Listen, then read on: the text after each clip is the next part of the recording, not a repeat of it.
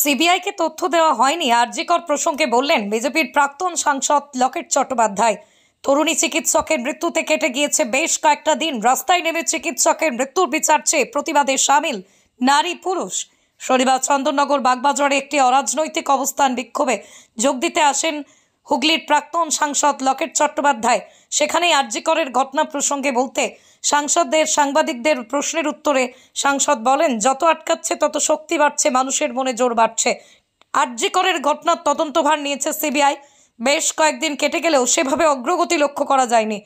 এই প্রসঙ্গে লকেট বলেন, সিবিআই নিশ্চয়ই স্টেটমেন্ট দেবে। মমতা বন্দ্যোপাধ্যায় যদি না চায়, হাসপাতাল তার, ডাক্তার তার, সব কিছুতে তারই লোক থাকে, তারাই যদি তথ্য না দেয়, যদি তথ্য লোপাট করে দেয়, তাহলে সিবিআই কি করবে? কি বললেন লকেট, শোনাবো আপনাদের, বিস্তারিত সঙ্গে থাকুন। এটা আমাদের কাছে একটা বিরাট প্রশ্ন। যত দিন যাচ্ছে, যত আটকাচ্ছে, তত যেন মনের শক্তি বাড়ছে, মানুষের মনের জোর বাড়ছে। সেই জন্য আজকে এখানে এসেছি। প্রত্যেকটা মানুষ রাজনৈতিক রং বাদ দিয়ে সবাই একসাথে মিলিত হয়েছে। চন্দননগরবাসী, চন্দননগরের নাগরিক সমাজ একসাথে এসেছে এবং আমরা একটাই যে আমরা বিচার চাই।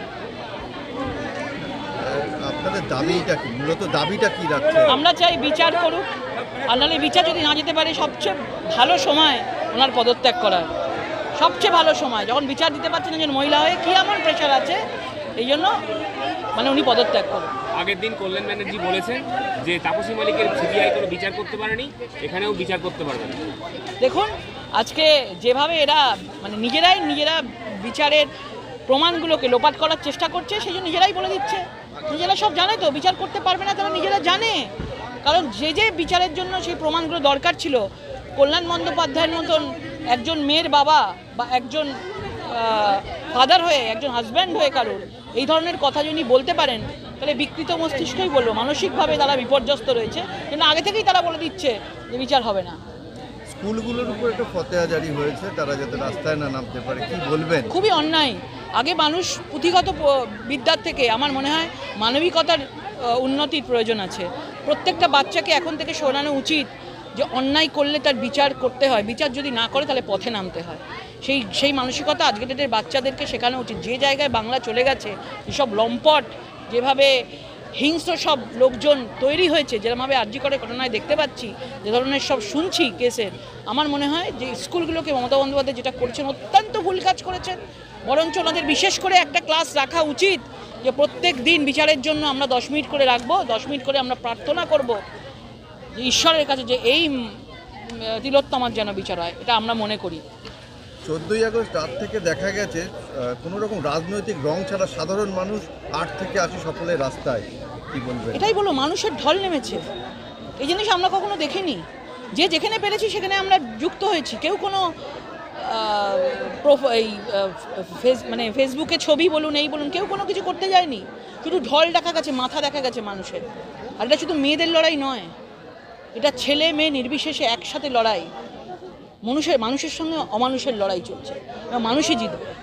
রচনা বন্দ্যোপাধ্যায় সেদিনকে বলেছেন যে এটা প্রতিবাদ হচ্ছে না, বাম আর বিজেপি মুখোশধারী কিছু লোক সাধারণ মানুষের মুখের ভেতরে ঢুকে প্রতিবাদ করছে। আমি ওনাকে নিয়ে কিছু বলবো না। উনি কিছুই জানেন না। উনি এক এক রকম কথা বলেন, সেটা নিয়ে ভীষণভাবে ট্রোল হয়, আমি সব দেখি এবং খারাপ লাগে। ওনার কোনো দোষ নেই। ওনাকে যারা নিয়ে এসছেন এরকম একটা ইস্যু, সেখানে উনি বাম রাম দেখছেন, কাকে বাম বলে কাকে রাম বলেন, ওনাকে আগে শিখতে বলুন। কারণ ভুলভাল রাজনৈতিক অনেক বড় বড় লোকেরা রয়েছেন, অনেকে রয়েছেন, তারা রাজনীতিটাকে সেবা মনে করে, কোনো ব্যবসা মনে করে না। তো সেই সব কথা আমার মনে হয় না বলাই উচিত। কোনো রাজনৈতিক রং বাদ দিয়েই মানুষ নেমেছে এখানে। দিদি, রাতের অন্ধকারে কামদুনি থেকে পার্ক স্ট্রিট একের পর এক ধর্ষণের কাণ্ড ঘটেছে। তখন কিন্তু বাংলায় এত বড় যে আন্দোলন, সবাই বেরিয়ে আসার যে প্রতিচ্ছবি দেখা যায়নি, কিন্তু এই আরজিকরের ঘটনা একটা বড় দৃষ্টান্ত কি আগামী দিনে হয়ে দাঁড়াবে? হ্যাঁ, মমতা বন্দ্যোপাধ্যায় শেষের শুরু হয়েছে, এটাই বোঝা যাচ্ছে। রাস্তায় লোক দেখে যে মমতা বন্দ্যোপাধ্যায় সরকারের শেষের শুরু। এইবার মানুষ শেষটা দেখবে। শুরু হয়ে গেছে, মানুষ শুরু করে দিয়েছে। এবং যারা রয়েছে, যেসব সমাজের মানুষরা দেখেছে যে যা ধরনের বিকৃত ঘটনা ঘটছে, তার কোনো বিচার হচ্ছে না, এর মাধ্যমেই শেষ হবে। আন্দোলন করে উনি এসেছিলেন, আজকে উনি কোনো আন্দোলন চাইছেন না। মানুষ আন্দোলন করে ওনাকে গদিচ্যুত করবে। আন্দোলন করে লাভ হবে কিছু? নিশ্চয়ই। আন্দোলনে কথা বলে, মমতা বন্দ্যোপাধ্যায় যখন ক্ষমতায় এসেছিলেন আন্দোলনই শেষ কথা বলতো। আজকে উনি নিজে আন্দোলন করছেন, অন্যের জন্য 144 লাগাচ্ছেন, মানে আন্দোলন করতে বারণ করছেন উনি। আর মানুষ এখন শিখে গেছে আন্দোলন কাকে বলে। আন্দোলন করেই মানুষ মমতা বন্দ্যোপাধ্যায়কে গদিচ্যুত করবে। একাধিক ঘটনা ঘটেছে, তার এখনো পর্যন্ত সুরাহা হয়নি। কিন্তু এই ঘটনাটা মানুষকে নাড়িয়ে দিয়েছে। এই ঘটনায় রাত্রিবেলা সারা রাত মানুষ রাস্তার উপরে ছিলাম আমরা। তো নিশ্চয়ই কাছ থেকে হতাশা মানুষের, কারণ সিবিআইকে তথ্যই দেওয়া হয়নি। সিবিআইকে নিশ্চয়ই বলবে, তারা স্টেটমেন্ট নিশ্চয়ই তারা দেবে। তাদেরকে কোনো স্টেটমেন্ট যদি তথ্যই না দেওয়া হয়, মমতা বন্দ্যোপাধ্যায় যদি নাই চায়, হসপিটাল তার, ডাক্তার তার, ডিউটি সেখানে সব কিছু তারই লোক থাকে, তারাই যদি তথ্য না যায়, তারাই যদি তথ্য লোপাট করে যায়, তো সিবিআই কী করবে? যদি আসাম মহারাষ্ট্রেও একই ঘটনা, গোটা দেশ জুড়ে নিশ্চয়ই কোনো রাজনৈতিকভাবে আমি বলছি না আসামে কার সরকার, মহারাষ্ট্রে কার সরকার, কোনো রাজনৈতিক ঘটনা নয়। মহিলাদের নিরাপত্তার জন্য, মহিলাদের বিচারের জন্য প্রত্যেকে একসাথে পথে নামতে হবে। নতুন আইন কি আনা দরকার? নতুন তো আইন আনা হয়েছে, মৃত্যুদণ্ড। আজকে মমতা বন্দ্যোপাধ্যায় কী করেছে? তিনি আইনের জন্য নরেন্দ্র মোদীকে চিঠি লিখছেন। এতদিন করলো কি? একের পরে ঘটনা ঘটলো, তখন কি কোনো আইন ছিল না? ইচ্ছা করলেই তো পারতো। কামদুনি কাণ্ডে ইচ্ছা করে বেকসুর খালাস করলো। সরকারি আইনজীবী কামদুনি কাণ্ডে তাদের কামদুনির হয়ে লড়েছে। তো আইন তো ওনার হাতে, মুখ্যমন্ত্রী উনি, আইন ওনার হাতে রয়েছে, ল অ্যান্ড অর্ডার ওনার হাতে রয়েছে। উনি ইচ্ছা করলেই করতে পারতেন। নাটক করে চিঠি লেখার কী ছিল প্রধানমন্ত্রীকে? তার মানে প্রধানমন্ত্রীর ঘাড়ে দিয়ে দেওয়া হচ্ছে বাংলার এই ঘটনাটাকে।